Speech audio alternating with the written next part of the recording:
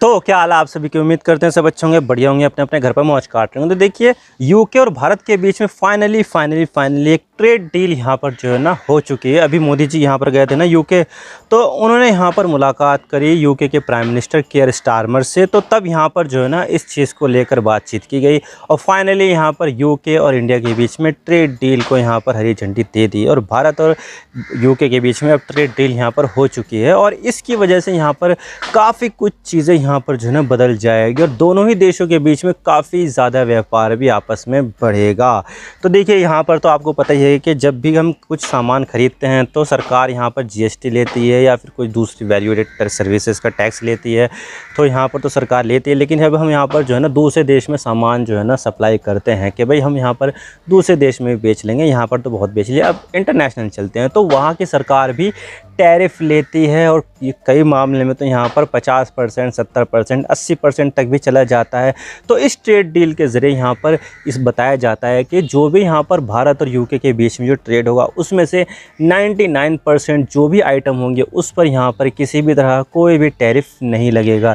जो नॉर्मली यहाँ पर इंडिया और यूके के बीच में जब ट्रेड होता है तो इंडिया जब कोई सा भी सामान यहाँ पर इंडिया से यहाँ पर जो यूके है जो कोई सा भी सामान इंडिया से इम्पोर्ट करता है तो उसके ऊपर 4% से लेकर 10%, 16%, 20% तक का टैरिफ लगता है। लेकिन अब इस डील के साथ यहाँ पर दोनों ही देश के बीच में किसी भी तरह कोई भी टैरिफ नहीं लगेगा, यानी कि यहाँ पर भारत का जो सामान है वो यूके में बिकेगा बहुत ज़्यादा आसानी के साथ और यहाँ पर किसी भी तरह कोई भी यहाँ पर टैरिफ नहीं लगने से जो सामान की जो कीमत है वो काफ़ी ज़्यादा कम्पिटिटिव हो जाएगी। और इससे यहाँ पर क्या होगा कि पहले जो टैरिफ लगने के बाद भारत के सामान की कीमत जो है वो बढ़ जाती थी ना, अब वो नहीं बढ़ेगी। अब यहाँ पर उसकी कीमत कम हो जाएगी, जिससे क्या होगा कि वहाँ के जो लोग हैं ना वो यहाँ पर आसानी से उसको ख़रीद पाएंगे। तो इससे क्या होगा, भारत ज़्यादा से ज़्यादा यहाँ पर जो है ना सामान को एक्सपोर्ट कर पाएगा। तो ये चीज़ यहाँ पर भारत के लिए काफ़ी ज़्यादा बेनिफिशियल है। और ये जो ट्रेड डील हुई ना काफ़ी ज़्यादा हिस्टोरिक है, क्योंकि 2016-17 के बाद से जब से यहाँ पर ये ब्रेग्जिट हुआ है ना तो उसके बाद से यूके की सबसे बड़ी ट्रेड डील है ये। इतनी बड़ी ट्रेड डील किसी भी देश के साथ अभी उसने साइन नहीं की, छोटी मोटी दूसरे देशों के साथ की है, लेकिन इतनी बड़ी ट्रेड डील यहाँ पर किसी की विदेश के साथ उसने साइन नहीं किया। ये अब तक के मान के चलिएगा सबसे बड़ी यूके की ट्रेड डील है आफ्टर ब्रेग्जिट। और भारत के लिए भी काफ़ी ज़्यादा जो है ना बहुत ज़्यादा आसान है, क्योंकि इससे जो है ना भारत का जो सामान वहाँ पर जाएगा तो भारत के जो लोग हैं वो काफ़ी ज़्यादा एक्सपोर्ट कर पाएंगे और इससे यहाँ पर जो है ना भारत को काफ़ी ज़्यादा इकोनॉमिकली बेनिफिट होगा। तो दोनों ही देशों के लिए ये जो है ना काफ़ी ज़्यादा इंपॉर्टेंट है। और इस चीज़ का जो है ना मेंशन दोनों ही देशों के नेताओं ने किया, कीयर स्टारमर ने भी कहा कि ये हिस्टोरिक है, ब्रेग्जिट डील के बाद सबसे बड़ी डील है ये। और इसके अलावा मोदी जी ने भी यहाँ पर इसको काफ़ी ज़्यादा जो है ना जोर दिया है इस डील को लेकर, बहुत अच्छा बताया है ये और दोनों ही देशों की ज़रूरतों को मुताबिक यहाँ पर इस डील को बताया है। लेकिन यहाँ पर अब देखा जाए तो जिस तरह की चीज़ें हुई है उससे हम यहाँ पर कई सारे देशों को अंडरकट करने वाले हैं, यानी कि यहाँ पर भारत कुछ ऐसा करेगा जिससे यहाँ पर बांग्लादेश, वियतनाम, चाइना को हम यहाँ पर डायरेक्टली और इनडायरेक्टली यहाँ पर हम नुकसान पहुँचाने वाले हैं, क्योंकि हम यहाँ पर उनकी मार्केट खाएंगे। कैसी मार्केट खाएंगे आज इसके बारे में पूरी डिटेल के साथ बात करते हैं। लेकिन उससे पहले आप चैनल पर नए हो ना सब्सक्राइब जरूर कर देना, आपके एक सब्सक्रिप्शन से हमारे कंटेंट बनाने की मोटिवेशन मिलती है। और आप बताइए अब यहाँ पर भारत को और क्या करना चाहिए, क्या यहाँ पर जो है ना एक इन्वेस्टमेंट की भी डील साइन करनी चाहिए जिससे यहाँ पर एफडीआई भारत में भी आ सके और भारत से जो लोग हैं वो यूके में भी इन्वेस्ट कर सके। कमेंट सेक्शन में जरूर बताइएगा। तो चलो शुरू कर दो। तो देखिए दोनों ही देशों के बीच में अगर मैं बात करूं कि जो ट्रेड है वो लगभग 55 बिलियन यूएस डॉलर का ट्रेड है, जो 2024-25 में जो डेटा आया था उसके हिसाब से कि दोनों ही देश आपस में यहाँ पर जो व्यापार करते हैं उसमें यहाँ पर 55 बिलियन का ट्रेड होता है। जिसमें से यहाँ पर हम बात करें कि जो टोटल ट्रेड है उसमें भारत का क्या स्थान है, तो भारत यहाँ पर सिर्फ और सिर्फ 2% का ही है। जो भी यूके ट्रेड करता है ना टोटल उसका 2% ही भारत से करता है। और ये 55 बिलियन का ट्रेड है ना 2030 तक इसी को बढ़ाकर 120 बिलियन का यहाँ पर टारगेट रखा गया है। अब देखिए यहाँ पे ये टारगेट रखा गया था, इसको कैसे अचीव किया जाएगा, तो उसके लिए कहीं ना कहीं कुछ ना कुछ तो मैकेनिज्म होना चाहिए। तो बस यहाँ पर बातचीत शुरू हो गई 2022 में, यहाँ पर इस चीज़ की बातचीत शुरू हो गई। चलो ठीक है, दोनों देशों के बीच में एक फ्री ट्रेड एग्रीमेंट साइन कर लेते हैं और यहाँ पर जो है व्यापार करते हैं। अब देखिए उस समय तो यहाँ पर बोरिस जॉनसन, लेकिन यहाँ पर क्या हुआ कि वहाँ पर जो है ना पॉलिटिकल इंस्टेबिलिटी आ गई। आपको पता है कि बोरिस जॉनसन के खिलाफ यहाँ पर जो है ना एक वो चल रहा था केस के भाई दुनिया वाले जो है ना कोविड के मारे परेशान है, घरों में बंद है और तुम यहाँ पर पार्टियाँ कर रहे हो, तो बहुत ज़्यादा दबाव आ गया था। और उसके बाद यहाँ पर क्या हुआ, उन्होंने इस्तीफ़ा दे दिया। फिर कुछ समय के लिए यहाँ पर जो है एक लेडी प्राइम मिनिस्टर बनी, उसके बाद यहाँ पर ऋषि सुनक यहाँ पर प्राइम मिनिस्टर है। और उसके बाद यहाँ पर क्या हुआ, चुनाव हुए 2024 में और उनकी पार्टी लेबर, जो कंजर्वेटिव पार्टी थी वो हार गई और लेबर पार्टी यहाँ पर सरकार बना ली, केयर स्टारमर यहाँ पर बन गए। तो उसके बाद भी यहाँ पर जो है ना बातचीत चलती रहेगी फ्री ट्रेड एग्रीमेंट के लेकर। लेकिन अब यहाँ पर जब मोदी जी यहाँ पर गए थे यूके में कि चलो ठीक है हम इसको जो है ना फाइनल कर देते हैं, तो यहाँ पर फाइनल कर लिए और यहाँ पर दोनों ही देशों ने एक फ्री ट्रेड एग्रीमेंट साइन कर लिया है, जिसके अंतर्गत यहाँ पर दोनों देश आपस में जो व्यापार करते हैं ना, उसमें यहाँ पर जो वस्तुएं होती है 99% जो वस्तुएं हैं उस पर यहाँ पर ज़ीरो टैक्स लगेगा, जिसके ऊपर यहाँ पर पहले 4% से लेकर 16% यहाँ तक 20% तक यहाँ पर टैरिफ लगता था।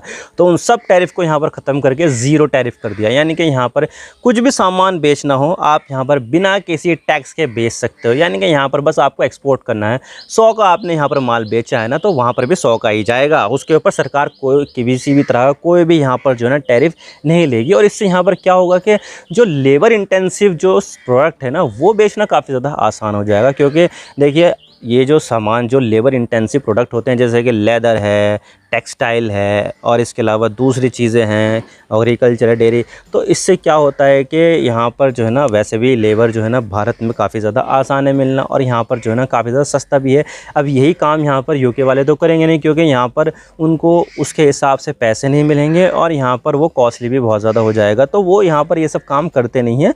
ये सब काम करने के लिए यहाँ पर जो है ना भारत के, बांग्लादेश के, इंडोनेशिया के, चाइना के, इन सब से यहाँ पर जो है ना प्रोडक्ट को इम्पोर्ट कर लेते हैं, वे खुद नहीं करते हैं। तो इसी वजह से यहाँ पर भारत की, बांग्लादेश की और जो भी यहाँ पर जहाँ की जो जनसंख्या ज़्यादा है ना, वहाँ के लेबर मार्केट का फ़ायदा उठाते हैं और वहाँ से यहाँ पर ये सब बनवाते हैं। तो इसी वजह से यहाँ पर जो है ना भारत की जो लेबर इंटेंसिव मार्केट है, कपड़ा उद्योग, लेदर उद्योग, जो दूसरे उद्योग हैं, उसको यहाँ पर काफ़ी ज़्यादा बेनिफिट होने वाला है। और इस चीज़ में यहाँ पर जो है ना अपैरल मार्केट है ना, मतलब कि कपड़ा उद्योग, उसको यहाँ पर काफ़ी ज़्यादा बेनिफिट होगा, क्योंकि वो भी एक लेबर इंटेंसिव मार्केट है और भारत से यहाँ पर जब सामान वहाँ पर जाएगा ना तो काफ़ी ज़्यादा सस्ता जाएगा और यहाँ पर बेचने में काफ़ी ज़्यादा आसानी होगी। और इसके बाद यहाँ पर जो केमिकल इंडस्ट्री है, भारत यहाँ पर केमिकल भी बहुत सारा बेच सकता है।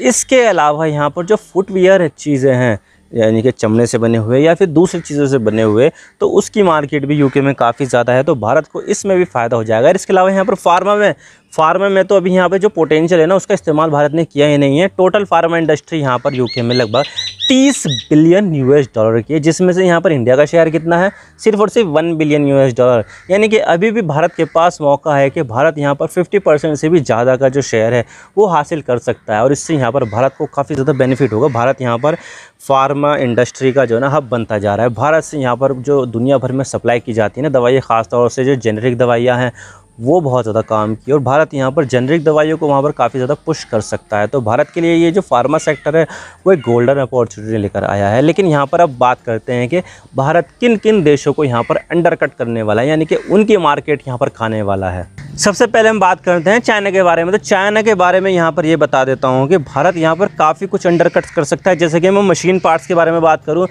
तो भारत यहाँ पर यूके को कितना करता है एक्सपोर्ट, 248 मिलियन यूएस डॉलर का लास्ट ईयर किया था और चाइना ने यहाँ पर किया 210 बिलियन या 220 बिलियन के आसपास यहाँ पर किया था। लेकिन अब यहाँ पर फ्री ट्रेड एग्रीमेंट होने की वजह से भारत की मशीन के जो पार्ट्स है उसके ऊपर कोई भी टैरिफ नहीं लगेगा, तो भारत यहाँ पर चाइना की मार्केट खा लेगा और चाइना से जो भी मशीन के पार्ट्स यहाँ पर यूके में जाते थे ना उसका मार्केट शेयर बहुत हद तक यहाँ पर भारत खा लेगा। और इसके अलावा यहाँ पर कॉफ़ी के मामले में भी यहाँ पर भारत जो है ना चाइना को पछाड़ सकता है। भारत ने यहाँ पर पिछले साल 12 मिलियन यूएस डॉलर की जो है ना कॉफ़ी बेची थी यूके में और चाइना ने लगभग 11.2 मिलियन यूएस डॉलर की कॉफ़ी बेची थी। लेकिन अब यहाँ पर किसी भी तरह का कोई भी टैरिफ नहीं लगने की वजह से भारत यहाँ पर और ज़्यादा कॉफ़ी बेच सकता है। इसके अलावा यहाँ पर ज्वेलरी और फैशन के इंडस्ट्री में फुटवियर भी यहाँ पर काफ़ी ज़्यादा कमाल कर सकता है, जहाँ पर भारत जो पहले चाइना सामान बेचता था यूके में जो सामान पहले चाइना बेच सकता था तो उस पर यहाँ पर टैरिफ लगता था। लेकिन अब यहाँ पर भारत जब कोई सा सामान बेचेगा यूरोप में,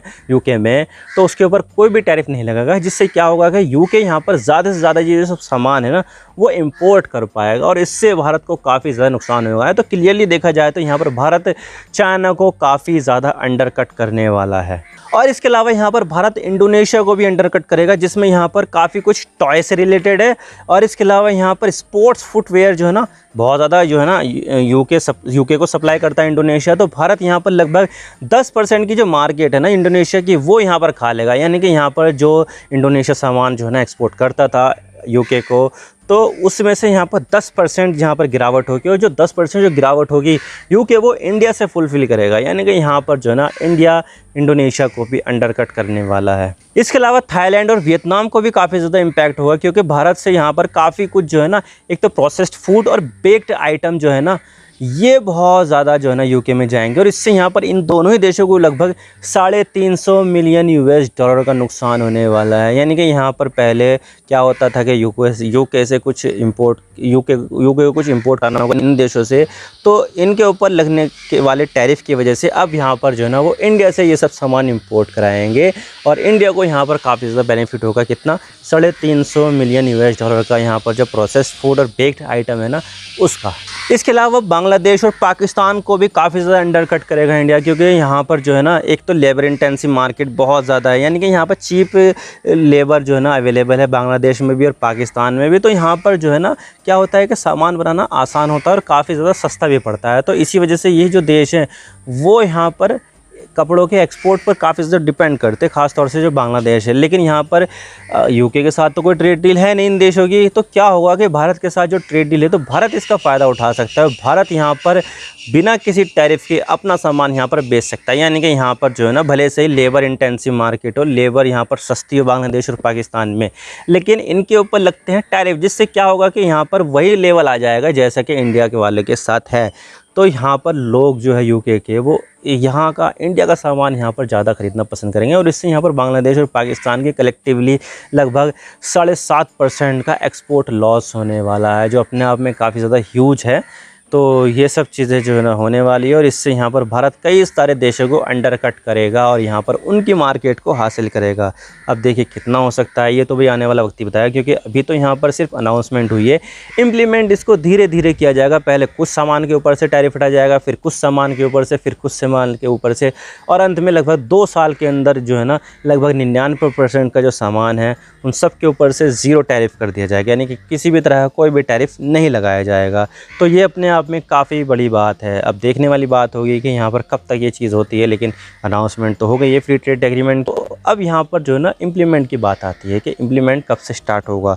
तो आई होप आपको सारी बातें समझ में आएगी। वीडियो थोड़ा सा ही पसंद है लाइक ज़रूर कर देना, और चैनल पर नए हो तो चैनल को सब्सक्राइब जरूर कर देना। आपके एक सब्सक्रिप्शन से हमें आगे कंटेंट बनाने की मोटिवेशन मिलती है। Thank you for watching. I really appreciate your time. God bless you. Now signing off.